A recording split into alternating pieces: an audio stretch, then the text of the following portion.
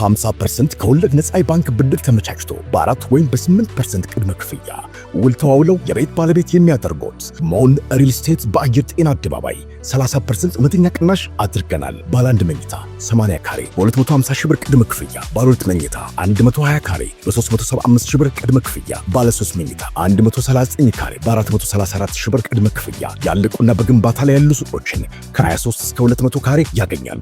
3000 ካሬ አረንጓዴ ስፍራ ያለው በእያንዳንዱ ህንፃ ላይ 4 ዘመናዊ ሊፍቶች የተገጠሙለት የከርሰ ምድር ውሃ ይወጣለት። ማየት ማመን ነው። ይምጡና ይጎብኙ። ይደውሉ በ0943 43 31 87 ሞን ሪል ስቴት ይገባውታል።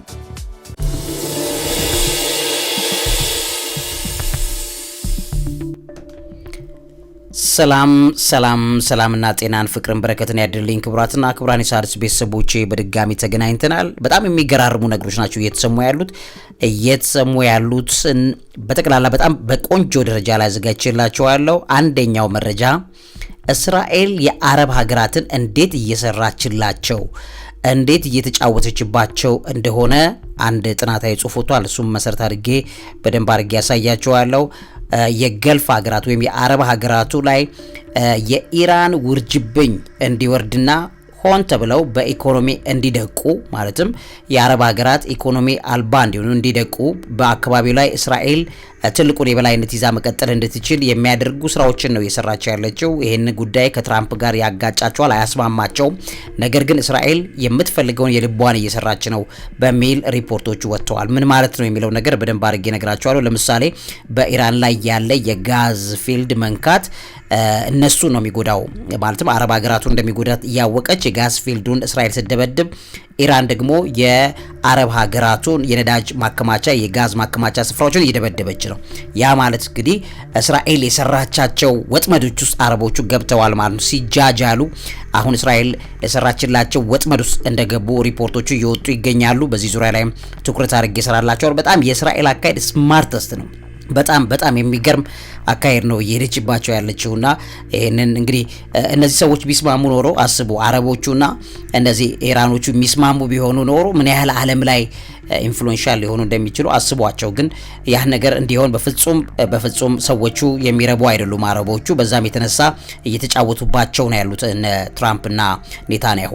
ሌላኛው ከተነሱት ይሄ በጣም ትኩስ ሆነው እየተሰሙ ካሉት ነገሮች መካከል በጣም አስደንጋጭ ዜና ነው ይሄ። በነገራችን ላይ እንደ ቀላል የሚታይ አይደለም።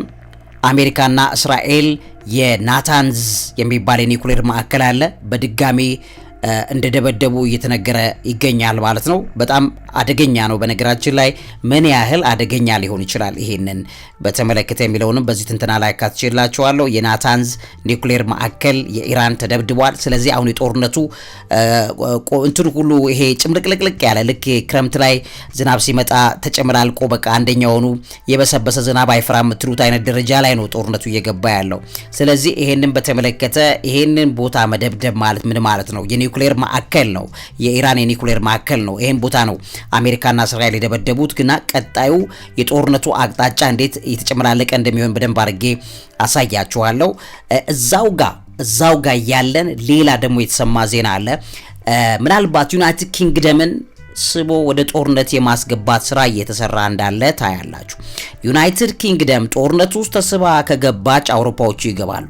ስለዚህ እየተደረገ ያለው ግልጽ የሆነ ነገር ነው። እንግዲህ አሜሪካ ዲዮጎ ጋርሺያ የሚባል ቦታ አለ፣ ወታደራዊ ጣቢያ ነው።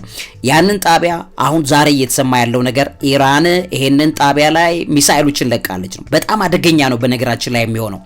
ለምን የሚለው ነገር ክሊር አድርጌ ያሳያችኋለሁ። ያም ስሌቱ ከዛ ሆና አሜሪካ ወይም ትራምፕ ከዛ ሆኖ በሚሰራው ሱሪያ ስራ የተነሳ እነዚህን ሚሳኤሎች ስቦ እዛ ደሴት ላይ እዛ ቦታ ላይ እዛ ጣቢያ ላይ ካረፈ አበቃ። ጦርነቱ ላይ ዩናይትድ ኪንግደም ተገባበታለች። ለዚህም የሚሆን በዩናይትድ ኪንግደምና በኢራን መካከል ከፍተኛ ስጣ ገባ ተፈጥሯል፣ ውጥረት ተፈጥሯል። ይሄን ውጥረት በተመለከተ በዚህ ፕሮግራሜ ላይ ክሊር አድርጌ አሳያችኋለሁ። ሌላኛው መረጃዬ ደግሞ ሊባኖስ የሚኖሩ ኢትዮጵያውያን እህት ወንድሞቻችን ከፍተኛ ስቃይ ላይ ነው ያሉት። እየደረሰን ያለ መረጃ አለ። በእነዚህም ዙሪያ ላይ ትኩረት አድርጌ አሳያቸዋለሁ። ውድ ቤተሰቦቼ እነዚህ ክሪቲካሊ ልታዩዋቸው የሚገቡ መረጃዎች ናቸው። በእነዚህ ዙሪያ ላይ ትኩረት አድርጌ ሊሄድ ኢትዮጵያውያን ካላቸው ሰፈር እያደረጉ ወይም እየተሰቃዩ ካሉበት ጉዳይ ልጀምር።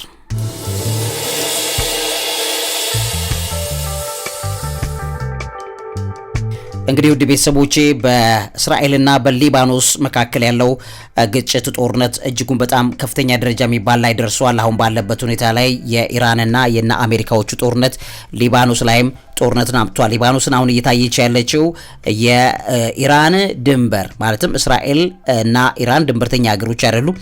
ስለዚህ ኢራን በእስራኤል ድንበር አላት የሚባለው የሊባኖስ ደቡባዊ ክፍሉ ነው። ለምን ቢባል እዛ ቦታ ላይ የሂዝቦላ አማጺ በከፍተኛ ደረጃ ያለ ነው። ስለዚህ አሁን ጦርነቱ ከሊባኖስ ጋር ሳይሆን ከኢራን ጋር ነው እየተባለ የሚባልበት ሲክሪት ይሄ ነው። ስለዚህ የእስራኤልና የሊባኖስ ግጭት ከፍተኛ ደረጃ ላይ ደርሷል። እስራኤል በሊባኖስ ላይ የምታደርገውን አየር ድብደባ አጠናክራለች። ማርች 21 አሁን ዛሬ ባለበት ሁኔታ በቤይሩት ደቡባዊ ዳርቻዎች ሂዝቦላን በማነጣጠር አዲስ የአየር ጥቃት እየፈጸመች ትገኛለች። ሰብአዊ ቀውሱ መፈናቀሉ ጨምሯል። በተቀሰቀሰው ግጭት ከ1000 በላይ የሊባኖሳውያን ተገለዋል። ከ1 ሚሊዮን በላይ የሚሆኑ ደግሞ ከመኖሪያቸው እንደተፈናቀሉ እየተነገረ ነው። የእስራኤል መከላከያ ሰራዊት IDF ከማርች 16 በባለፈው ጀምሮ በደቡብ ሊባኖስ በተገደበ የምድር ዘመቻ እንደጀመረ ይታወቃል። የሂዝቦላ ጦር መሰረተ ልማቶችን እያወደምኩኝ ነው በሚል ተናግሯል።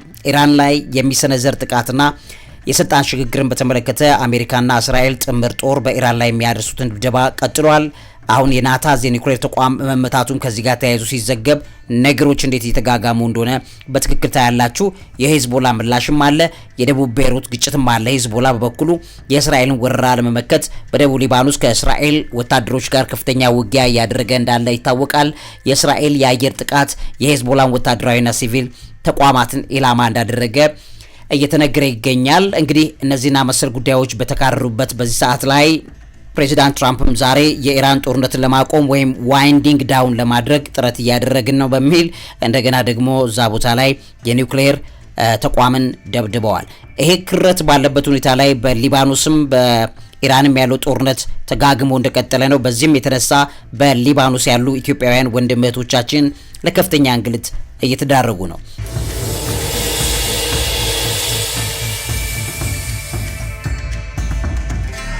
እንግዲህ ውድ ቤተሰቦቼ በቤይሩት በደቡብ ሊባኖስና በቤካ ሸለቆ የሚኖሩ ኢትዮጵያውያን በተለይም ከእኩለ ሌሊት በኋላ በሚካሄዱ ከባድ የአየር ድብደባዎች ከፍተኛ ፍርሃትና የደህንነት ስጋት ውስጥ እንዳሉ እየተነገረ ነው።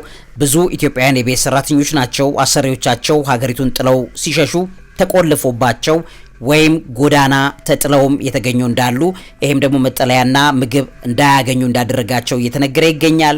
ልብ በሉ የጅምላ መፈናቀልና የቤተክርስቲያን መጠለያዎች ሞልተዋል። እንግዲህ ወደ 1 ሚሊዮን የሚጠጉ ሰዎች በሊባኖስ ተፈናቅለዋል። ከመጋቢት 2026 ወዲህ በተለይ መጠለያ የሌላቸው ኢትዮጵያውያን በየቤተክርስቲያናት በተተዉ ህንጻዎች፣ ባዶ ህንጻዎች በጎዳናዎች ላይ እንደተጠለሉ እየተነገረ ነው የሚገኘው። የተፈናቃዮች ብዛት ከቀን ወደ ቀን እየጨመረ በመምጣቱ መጠለያዎች ተሞልተዋል። ንጹህ ውሃ፣ መጠጥ፣ የጤና አገልግሎትና መጸዳጃ ቤት የማግኘት ችግር እንደተከሰተ እየተነገረ ነው ያለው። ካፋላ የሚባል የአሰራር ቀውስ አለ። የካፋላ ስፖንሰርሺፕ አሰራር ኢትዮጵያውያኑ ከአሰሪዎቻቸው ፍቃድ ውጪ ስራ እንዲለቁ ወይም ደግሞ አገር እንዲለቁ ስለማይፈቅድ ሰነዶቻቸው ወይም ፓስፖርቶቻቸው በአሰሪዎቻቸው እጅ በመሆኑ ተይዘው እንደቀሩ እየተነገረ ይገኛል። የኤምባሲው ወይም ደግሞ የሪፓርቴሽን የማስመለስ ጥረትን በተመለከተ የኢትዮጵያ መንግስት ዜጎችን በደህና ለማስመለስ ጥረት እያደረገ እንዳለ ነው የሰማነው። የኢትዮጵያ ኤምባሲ መጠለያ በማዘጋጀትና በመመዝገብ ላይ ይገኛል። ሆኖም የጉዞ መስተጓጎልና የአየር ማረፊያዎች መዘጋቱ ሂደቱን አዳጋች እንዳደረገው እየተነገረ ነው ያለው። ነገር ግን በኤምባሲውም ላይ በጣም ከፍተኛ ቅሬታዎች እየተነገሩ እንዳሉ መስማት ተችሏል። የኢትዮጵያ አየር መንገድ ዋጋውን ሊጨምር እንደሚችል እየተነገረ ነው ያለው። ስለዚህ ተስፋ የቆረጡ ኢትዮጵያውያን ትኬት መግዣ ገንዘብ በማጣትና በተደጋጋሚ ድብደባ እየደረሰባቸው ባለው ምክንያት ከፍተኛ ስቃይ ላይ እንዳሉ የሰማነው መረጃ መሸሸግ አልቻልኩኝም። በጣም ልቤን ስላሳዘነኝ በሊባኖስ ውስጥ ያሉ ኢትዮጵያውያን፣ በሌሎችም አረብ ሀገራት ላይ ያሉ ኢትዮጵያውያን እንደዚህ ስቃይ ላይ ነው ያሉት። ግን ሊባኖስ ላይ ያሉት ደግሞ ከፍተኛ የበረታ ስቃይ እንዳለባቸው ይሄንን ለሚመለከታቸው አካላት ሀይ እንዲባል ለማድረግ ላካፍላችሁ ወደደው። ወደ ሌላኛው መረጃ አይደለም።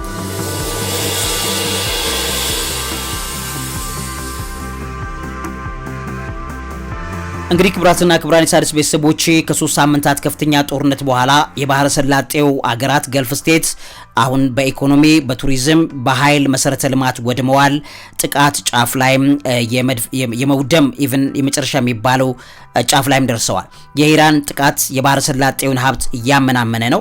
እስራኤል የባህረ ሰላጤውን ውጥረት እንዲጨምር በማድረግ የራሷን የክልላዊ የበላይነትና የኢራንን ተጽዕኖ የመቀነስ ስትራቴጂያዊ ጥቅሞችን ለማስጠበቅ እየሰራች ነው የሚሉ መረጃዎች ወጥተዋል።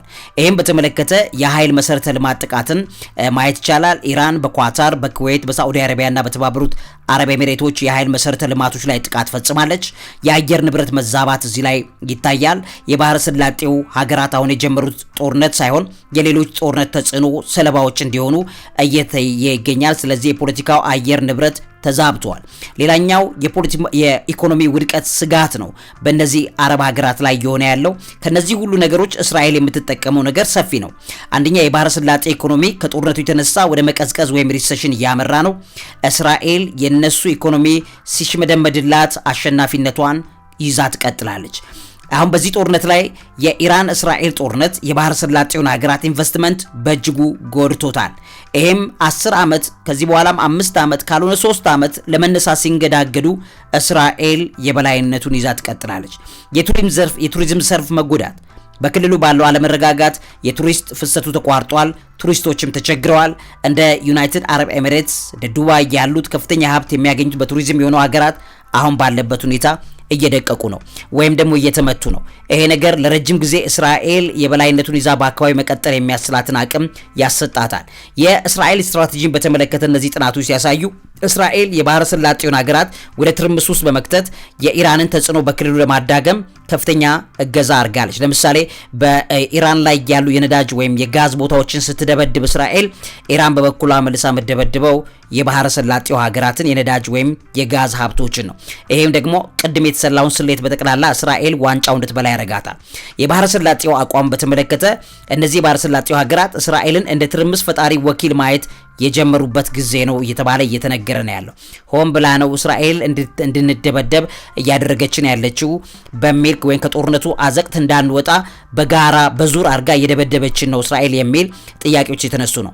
የአሜሪካ ሚናም እዚህ ጋር ግልጽ ነው። የባህረ ሰላጤው ሀገራት ኢራንን በቋሚነት እንዲያጠፉ አሜሪካንን እየወተወቱ ነው በማለት እየተነገረ ይገኛል።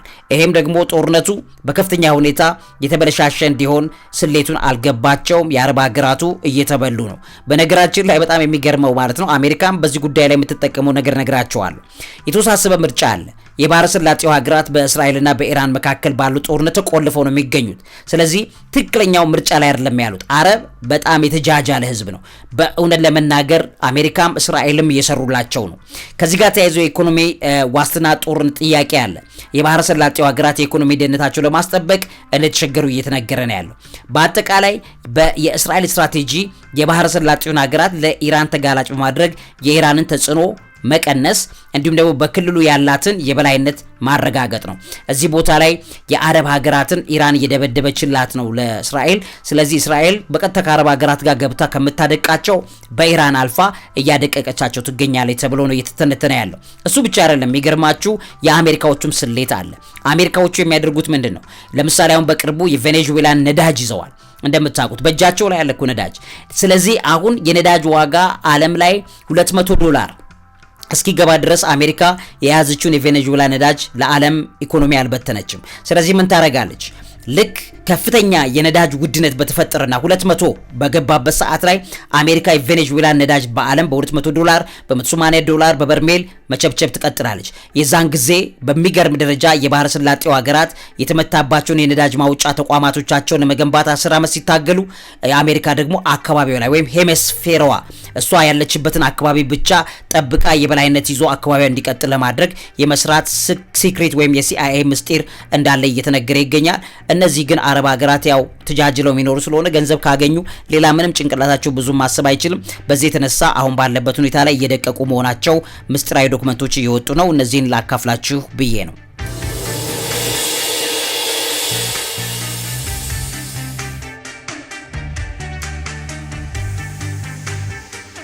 እንግዲህ ውድ ቤተሰቦቼ በአሜሪካና በእስራኤል ጥቃት የናታንዝ የኒውክሌር ተቋም ላይ እንዲሁም ደግሞ በዲያጎ ጋርሺያ ላይ የታቀደው ጥቃትም በዓለም አቀፍ ደረጃ ከፍተኛ የሆነ የደህንነት ስጋት ፈጥሯል። ይሄም ሁኔታ በአካባቢው ያለውን አለመረጋጋት እንደሚያባብስ እየተነገረ ነው። የሁለትዮሽ ግንኙነቶችን ያሻክራል፣ እናም ለትላልቅ ግጭቶች በር ይከፍታል። በተለይ እንግዲህ ናታንዝ የኒውክሌር ተቋም ላይ የሚሰነዘር ጥቃት በኒውክሌር እቃዎች ላይ ጉዳት በማድረስ የጨረር መፍሰስን ሊያስከትል ይችላል። ይሄ ደግሞ ለአካባቢውም ለሰው ልጆችም ትልቅ የጤናና የአካባቢ ጥቃት አደጋ ይዞ እየመጣ እንደሆነ በትክክል ተነግሯል። ሰሞኑን የዓለም ጤና ድርጅት አሁን ያለው አደገኛ ስጋት እንደዚህ አይነት ከኒውክሌር ማብላያዎች ጋር የተያያዙ ችግሮች አፍጣው እንደመጡ እየተናገረ ይገኛል። የዲያጎ ጋርሺያ ጥቃትም ከዚህ ጋር ተያይዞ በጣም ከፍተኛ ውጥንቅጥ ይዞ እየመጣ ይገኛል። በተለይ አሁን ናታንዝ የሚባለው የኒውክሌር ማዕከል ላይ ያነጣጠረ ጥቃት ኢራን ተፈጽሞብኛል በሚል ዛሬ ክስ ይዛ ቀርባለች። የናታንዝ ኢላማነትን በተመለከተ አሜሪካና እስራኤል የኢራን ናታንዝ የኒውክሌር ማበልጸጊያ ተቋም ከባድ ቦምብ ድብደባ ወይም በንከር በስተር በሚባለው ቦምብ መጠቃቱን ነው እየተዘገበ ያለው። ይሄ በጣም አሳዛኝ እንደገና አናዳጅ በጣም ብዙ ቁጣ የሚቀሰቅስ ይሆናል። ይሄ የዲያጎ ጋርሺያ መመታትን በተመለከተ ኢራን በህንድ ውቅያኖስ የሚገኘው እንዲሁም ደግሞ አሜሪካና እንግሊዝ የጋራ ወታደራዊ ጣቢያ የሆነውን ዲያጎ ጋርሺያን በቦሊስቲክ ሚሳይል ለማጥቃት ሞክራለች የሚለው ዜና ከዚህ ጋር ተያይዞ እንደመጣ እየተነገረ ነው። ይሄም እንግዲህ ዩናይትድ ኪንግደምን ወደ ጦርነት ስቦ ጎትቶ ሊያስገባ የሚችል ነገር እንደሆነ እየታየ ነው። የናታንዝ ጥቃት ምንም አይነት የራዲዮ አክቲቭ ቁስ መፍሰስ እንዳልተከሰተም ተገልጿል። በቦታው ላይ የህንፃዎች መውደም፣ የኬሚካል አደጋ ስጋት እንዳለ ግን እየተነገረ ነው። ኢራን የዲያጎ ጋርሺያን ለማጥቃት የሞከረችው ደግሞ ከ4000 ኪሎ ሜትር በላይ ርቀት ላይ የሚገኝ ሚሳኤል ተጠቅማለች ተብሏል። ይሄ ሚሳኤል ከየት አመጣችው የሚል ጥያቄም እየተነሳ እንዳለ ይታያል። ምክንያቱም የዲያጎ ጋርሺያ ያለው 4000 ረጅም ኪሎ ሜትር ርቀት ላይ ነው። እንግዲህ ከዛ በላይ የሆነ ርቀት የሚወነጨፍ ሚሳኤል ያስፈልጋታል። ይሄም እንግዲህ የኢራን ሚሳኤል አቅም ከታሰበው በላይ መሆኑን የሚያሳይም ጭምር ነው። 4000 ኪሎ ሜትር የተደበቁ መሳሪያዎች አሉ ማለት ነው የሚል ነገር ከፍተኛ ድንጋጤ ፈጥሯል። ይሄ 4000 ኪሎ ሜትር ያክል እንዴት ሊወነጨፉ ቻሉ ሚሳኤሎቹ? በጣም የሚገመተው የነበረው የኢራን 2500 ነው ትልቁ። ነገር ግን አሁን ከዛ የሚበልጥ ሚሳኤሎች እንደደበቀች እየተነገረ ነው የሚገኘው። ኢራን እንግዲህ የተኮሰችው ሚሳኤል የዲያጎ ጋርሺያን ወታደራዊ ጣቢያ በትክክል ባይመታም በአካባቢው ያለውን የጋራ መከላከያ አቅም ግን እንደፈተነ እየተነገረ ይገኛል። ይህ ጥቃት ጦርነቱን ከመካከለኛው ምስራቅ አልፎ ወደ ህንድ ውቅያኖስ እንዲያስፋፋ ሊያደርገው የሚችል ታላቅ ክስተት ነው ተብሎ እየተነገረ ይገኛል። ኢራን እንግዲህ የሆርሙዝ ባህርን በማንኳሰስ እንዲሁም ደግሞ የነዳጅ ማጓጓዦችን በማጥቃት በዓለም የነዳጅ አቅርቦትን አደጋ ላይ እንደጣለች በግልጽ እየታየ ነው። የጋራ የኒውክሌር ጣቢያዎች ላይ የሚሰነዘር ጥቃት ከፍተኛ የደህንነት ስጋት ያለው በመሆኑ ዓለም አቀፍ የኒውክሌር ተቆጣጣሪዎች ወይም IAEA ከፍተኛ ማስጠንቀቂያ ሰጥተውበታል። ምክንያቱም በኢራን ላይ የተደረገው የኒውክሌር ጣቢያ ላይ የተደረገው ጥቃት በቀጥታ ዓለም አቀፍ የኒውክሌር ተቆጣጣሪ ተቋሙን ጥቅም እንደነካ እየተነገረ ይገኛል። እስራኤልና አሜሪካ የኢራንን ስትራቴጂካዊ ተቋማት የኒውክሌር ፕሮግራም ላይ ያነጣጠረ ጥቃታቸውን አጠናክረው እንደቀጠሉ እየታየ ነው። በእነዚህም ጥቃቶች ምክንያት የጦርነቱ መፋፋም ስጋት እየጨመረ ነው። አሜሪካ ጦርነቱን የማቆም ወይም ዋይንዲንግ ዳውን አማራጮችን እያሰበች መሆኑም ከዚህ ጋር አብሮ ተያይዞ ተዘግቧል። ነገር ግን ምን ነገር ያለበት ነገር ግልጽ ነው። በተለይ የዲያጎ ጋርሺያ የጋራ የአሜሪካና የእንግሊዝ ወታደራዊ ጣቢያ በሚሳኤል ቢጠቃ ሊከሰት የሚችለው ነገር ምንድን ነው? በዚህ ጋር በደንብ አድርገን እንመለከታለን። ከዛ ውጪ ደግሞ በተለይ የእስራኤልና የኢራን ጥቃት ደግሞ በናታንዝ ኒውክሌር ሳይት ወይም ኒውክሌር ጣቢያ ላይ የተደረገው ጥቃት ምን ይዞ ሊመጣ ይችላል?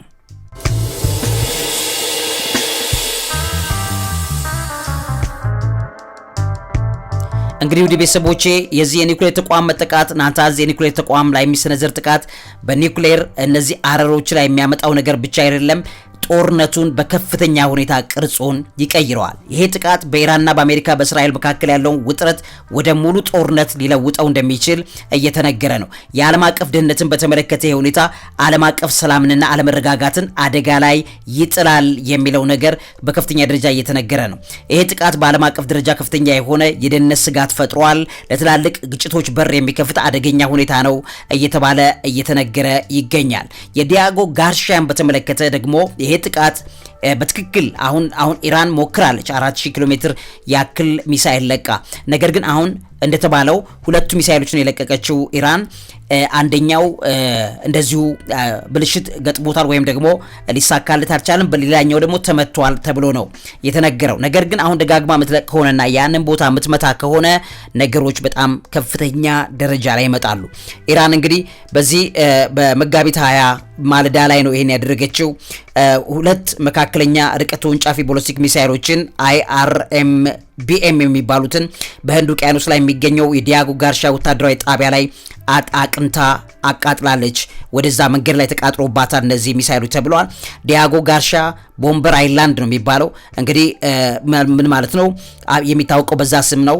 አሜሪካ የረጅም ርቀት ቦምብ አውሮፕላኖችን የምታስቀምጥበት ከኢራን በግምት 4000 ኪሎ ሜትር ወይም 2500 ማይልስ የሚርቅ ስልታዊ ጣቢያ ነው።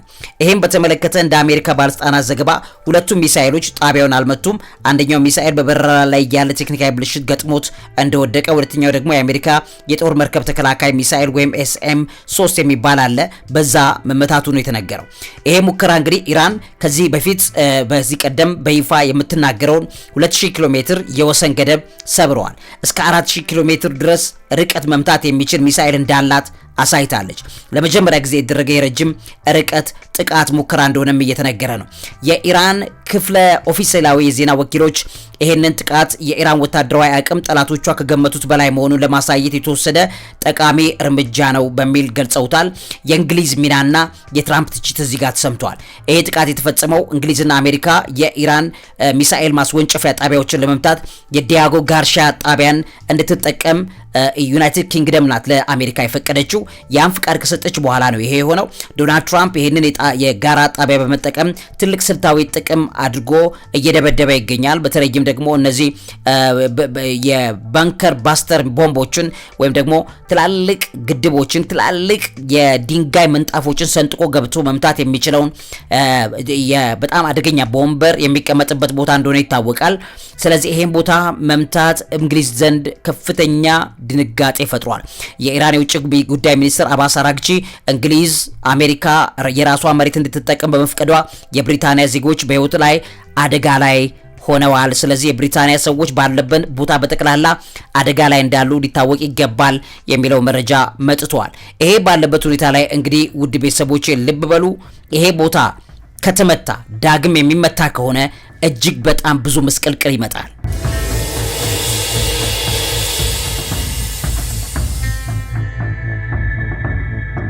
እንግዲህ ውድ ሣድስ ቤተሰቦቼ ይሄ ቦታ ማለትም የዲያጎ ጋርሻ የሚገኘው የጋራ የአሜሪካና የብሪታንያ ወታደራዊ ጣቢያ ላይ ቦሊስቲክ ሚሳኤሎችን ተለቀዋል። ነገር ግን አሁን በተሳካ ሁኔታ ይሄን ቦታ የሚመታ ከሆነ መዘዙ በጣም ብዙ ነው። አንደኛው በመካከለኛው ምስራቅ ጦርነት ወደ ህንድ ውቅያኖስ ይስፋፋል። የጥቃቱ ሙከራ ጦርነቱን ከመካከለኛው ምስራቅ ቀጠና ወደ ህንድ ውቅያኖስ ያስፋፋዋል። ይሄም ቀደም ሲል ደህንነቱ የተጠበቀ ተብሎ ይታሰብ የነበረው ስልታዊ ቦታ ወደ ጦርነት አውድማነት ይቀይራል። ሌላኛው የአሜሪካ የረጅም ርቀት የቦምብ ጣዮችን ያስተጓጉላል። ዲያጎ ጋርሻ የአሜሪካ የረጅም ርቀት ቦምብ ጣይ አውሮፕላኖች ወይም B2 እና B52 የሚባሉት የሚነሱበት ቁልፍ ጣቢያ ነው። ጥቃት ቢደርስበት የአሜሪካ የአየር ድብደባ አቅም ላይ እጅግ በጣም አደጋ ይፈጥራል። ሌላኛው የአሜሪካ የኢራን ቀጥተኛ ጦርነት ይነሳል። ኢራን በአሜሪካ ወታደራዊ መሰረት ላይ በቀጥታ ሚሳኤል በመተኮሷ ዋሽንግተን በኢራን ላይ የምታደርገውን አጸፋዊ እርምጃ ወደ ሙሉ ጦርነት ሊቀይረው ይችላል። ሌላው የኢራን ሚሳኤል አቅም ከሚታሰበው በላይ መሆኑን አረጋግጧል። ጥቃቱ የኢራን ሚሳኤሎች ከ4000 ኪሎ ሜትር በላይ መጓዝ እንደሚችሉ ያሳያል።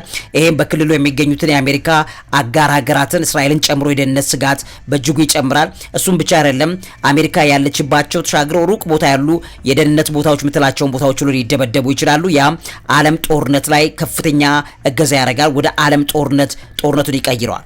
የመርከብ መተላለፊያ መንገዶች ስትሬት ኦፍ ሆርሙዝን በተመለከተ ኢራን በዲያጎ ጋርሻ ላይ ጥቃት ከፈጸመች አጸፋዊ እርምጃ ለመውሰድ ከ20 እስከ 25% የዓለም ነዳጅ የሚያልፍበት የሆርሙዝ ስትሬት የመዘጋት ስጋት ይገጥመዋል፣ ይጨምራል። ይሄም ደግሞ ምዕራባውያንን በተለይ ደግሞ እነ ብሪታንያና የኔቶ ኃይሎችን እንደፈሩት ጦርነት ላይ ጎትቷቸው ይዘጋዋል። የዓለም ጦርነት ይቀሰቀሳል። የብሪታንያና የአሜሪካ የጋራ መከላከያ ስምምነትም ይፈተናል።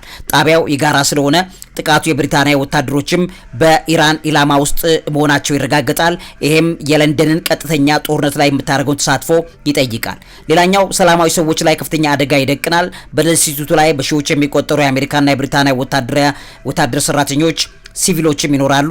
ጥቃቱ ከፍተኛ ሰብአዊ ቀውስ ሊያስከትል ይችላል። የዓለም ጦርነትን የመቀስቀስ ጉልበት አለው ማለት ነው። ስለዚህ እየተደረገ ያለው የሆነ ያለው ነገር ውድ ቤተሰቦች እንደ ቀላል የሚታይ አይደለም። ከዚህ በተነሳ ነው እንግዲህ በእንግሊዝና በኢራን መካከል ከፍተኛ አለመግባባት እየተከሰተ ያለው።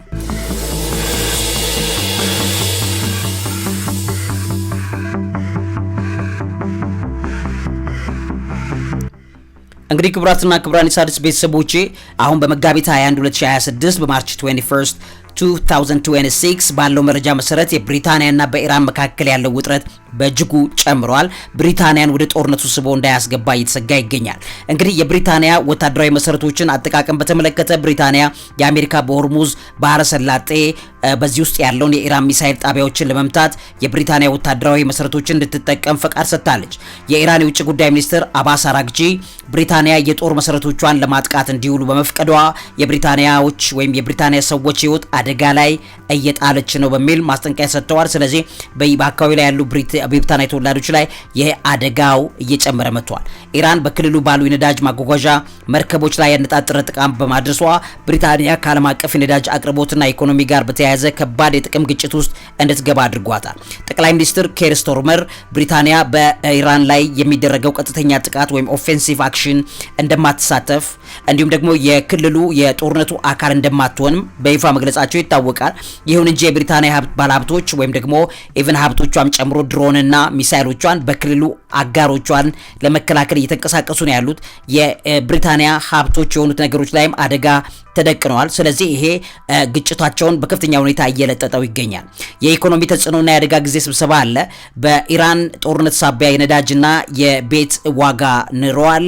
ጠቅላይ ሚኒስትር ስታርመር የኢኮኖሚ ችግሩን ለመወያየት ከፍተኛ ሚኒስትሮችን፣ የባንክ ገዢዎችን በብሪታንያ ጠርተዋል። አፋጣኝ ስብሰባን የጠሩት በእንግሊዝ ኑሮ ሰማይ ደርሷል በጦርነቱ ምክንያት። ስለዚህ እንግሊዝን በቀጥታ የሚመለከታት እየሆነ መጥቷል። በክልሉ ውጥረት ምክንያት የብሪታንያ በባህር ሰላጤው ሀገራት የሚገኙ ወደ 300,000 የሚጠጉ ዜጎቿን የማስወጣት ስራ ጀምራለች። በተለይም የተባበሩት አረብ ኤሚሬትስ ላይ ትኩረት አድርጋለች። የብሪታንያ እንግዲህ ከአሜሪካ ጋር ጥብቅ ወታደራዊ ግንኙነት አላት። ነገር ግን ከኢራን ጋር የነበራትን ዲፕሎማሲያዊ ግንኙነት ሙሉ ለሙሉ ከዚህ ጋር በተያያዘ እንዲቋረጥ አድርጓል። ኢራን በበኩሏ የብሪታንያን የባህር ኃይል እንቅስቃሴ እንደ ወታደራዊ ስጋት እንደምትመለከተው ማስታወቃለች። ይሄ ነገር ብሪታንያን ስቦ ወደ ጦርነት ይዞ ሊገባ ይችላል የሚለው ነገር የጎላ ትንታኔ እየተሰጠው ነው ያለው። ፕሮግራሜ እንደመድማሉ። ለዚህ የአእምሮ ምግብ አዘጋጅና አቅራቢ መምህርና ጋዜጠኛ ዐቢይ ይልማ። እውቀት ታላቁ እግዚአብሔርን ታከብራለች። 50% ከወለድ ነፃ የባንክ ብድር ተመቻችቶ በ4 ወይም በ8% ቅድመ ክፍያ ውል ተዋውለው የቤት ባለቤት የሚያደርጉት ሞን ሪል ስቴት በአየር ጤና አደባባይ 30% እውነተኛ ቅናሽ አድርገናል። ባለ 1 መኝታ 80 ካሬ በ250 ሺህ ብር ቅድመ ክፍያ፣ ባለ 2 መኝታ 120 ካሬ በ375 ሺህ ብር ቅድመ ክፍያ፣ ባለ 3 መኝታ 139 ካሬ በ434 ሺህ ብር ቅድመ ክፍያ ያለቁና በግንባታ ላይ ያሉ ሱቆችን ከ23 እስከ 200 ካሬ ያገኛሉ። 3000 ካሬ አረንጓዴ ስፍራ ያለው በእያንዳንዱ ህንፃ ላይ 4 ዘመናዊ ሊፍቶች የተገጠሙለት የከርሰ ምድር ውሃ ይወጣለት። ማየት ማመን ነው። ይምጡና ይጎብኙ። ይደውሉ በ0943 43 31 87 ሞን ሪል ስቴት ይገባውታል።